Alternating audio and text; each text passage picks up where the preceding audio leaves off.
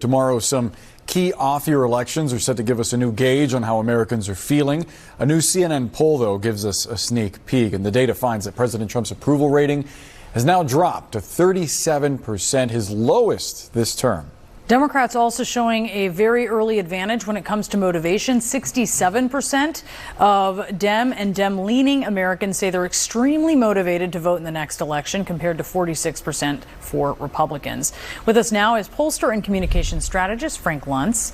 All right, Frank, how much of tomorrow's election is going to be about Donald Trump and how people feel about the first 9 months of his second term?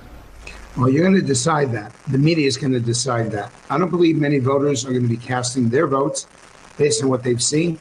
These are primarily local races, governor's races, or a mayoral race.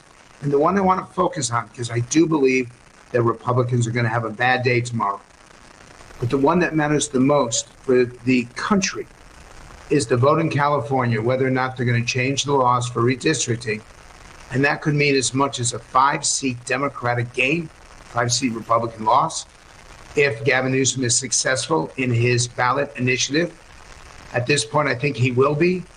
And that's going to send shockwaves across the country as people begin to look at what's going to happen a year from now.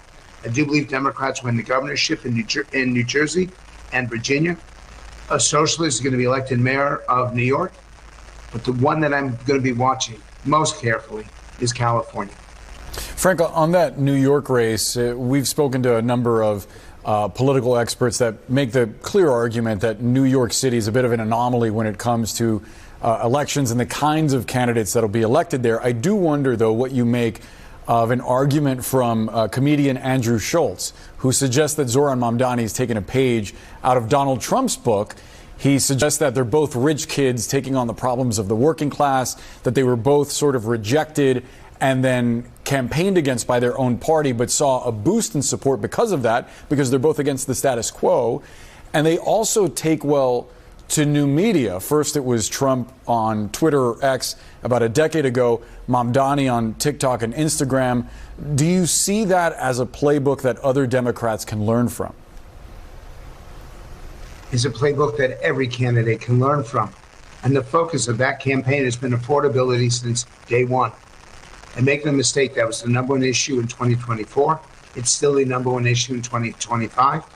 And unless inflation comes down and it gets truly under control, because it has reduced in some areas. And by the way, it's not inflation, it's affordability.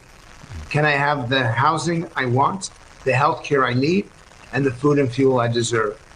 That's the core message. And candidates that have been focused on affordability tend to be doing better right now. And that's exactly what he's done. It has not been a campaign about whether or not he's a socialist, whether or not he supports more mainstream issues. He's offering New Yorkers the chance to pay less, and it's a very expensive city, and they like that, and they appreciate it, and he's scoring points that way, and I do believe that in the end he will be successful. How do you think this could affect the outcome tomorrow, might affect the shutdown? I mean, two big things that are happening with lots of political dynamics. It's just a crucial time as people are suffering, Frank. How do you think that could affect things? You're correct. And this is the breaking point. When you don't pay our men and women in uniform, and they have to go without their weekly paychecks, and you start to have people who cannot afford their food and fuel, then it starts to have an impact. And then people start to say, why is this happening? I believe that the shutdown is politically motivated. I believe that if they wanted to, they could find common ground, but they choose not to. And that has hurt the Republican brand, the Republican reputation. Their numbers are down, as you point out in your own polling of Donald Trump.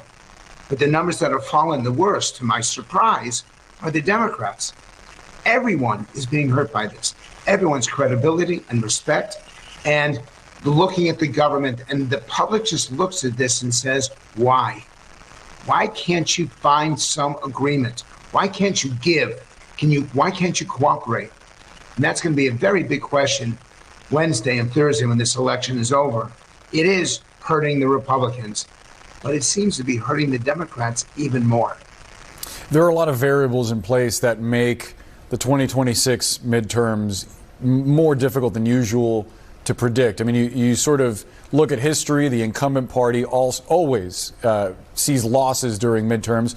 But then you have the issue that you brought up, Frank, with redistricting, what Texas does, what California is apparently set to do, what other states may wind up doing. New CNN polling finds that Democrats have a 5-point advantage if the midterms were held today. You see it there on your screen. How do you see all of this playing out going into next year? I think I'm going to be direct with you. The idea of changing the rules midway is abhorrent.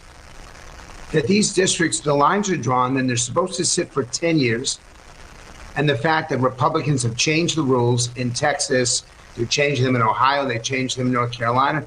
Democrats are trying to do the same. They filed lawsuits in New York. They're trying to win in California.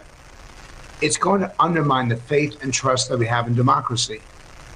And I think it's one of the worst things that could be happening right now. So you've got a government shutdown, you've got inflation, affordability, and now you have redistricting.